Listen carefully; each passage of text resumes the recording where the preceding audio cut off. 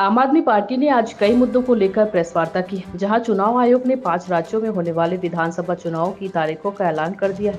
चुनावों की तारीखों की घोषणा पर आम आदमी पार्टी के राष्ट्रीय संयोजक और दिल्ली के मुख्यमंत्री अरविंद केजरीवाल ने कहा कि हमारी तैयारी है, हम मध्य प्रदेश, छत्तीसगढ़ और राजस्थान में पूरी ताकत से चुनाव लड़ेंगे। वहीं आम आदमी पार्टी के राज्यसभा सांसद और राष्ट्रीय संगठन महामंत्री डॉक्टर संदीप पाठक ने कहा कि आम आदमी पार्टी विधानसभा चुनाव के लिए पूरी तरह से तैयार है।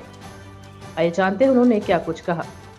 सबसे पहले आप सभी पत्रकार साथियों का आज के महत्वपूर्ण प्रेस कॉन्फ्रेंस में स्वागत है। आप सबका मैं अभिनंदन करता हूं। जैसे कि आप सबको विदित है कि आज चुनाव आयोग के द्वारा आदर्श आचार संहिता की घोषणा की गई है।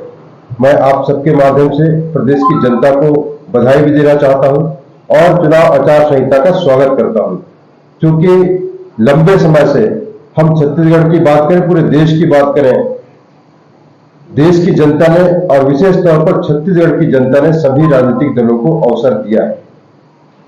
छत्तीसगढ़ में 15 साल तक भारतीय जनता पार्टी को प्रदेश की जनता ने जनादेश दिया। 8 साल छत्तीसगढ़ में कांग्रेस पार्टी की सरकार को प्रदेश के लोगों ने देखा है। बड़े समय से प्रदेश की जनता की इंतजार थी कि एक नया विकल्प आए, लेकिन दिल्ली और पंजाब में आम आदमी पार्टी की सरकार के बनने के बाद छत्तीसगढ़ की जनता बड़ी उम्मीद के साथ आम आदमी पार्टी का इंतजार कर रही थी। और आप सबको बताते हुए अत्यंत हर्ष हो रहा है कि आगामी जो चुनाव है, इसमें आम आदमी पार्टी छत्तीसगढ़ के सभी 90 विधानसभा सीटों में अपना उम्मीदवार उतारेगी, और न सिर्फ उम्मीदवार उतारेगी बल्कि मजबूती से हम लड़ेंगे और छत्तीसगढ़ में सरकार बनाने के लिए लड़ेंगे। और मुझे उम्मीद है कि आने वाले जो चुनाव है, प्रदेश की जनता आम आदमी पार्टी को स्पष्ट और ऐतिहासिक जनादेश देगी, ऐसा मुझे विश्वास है।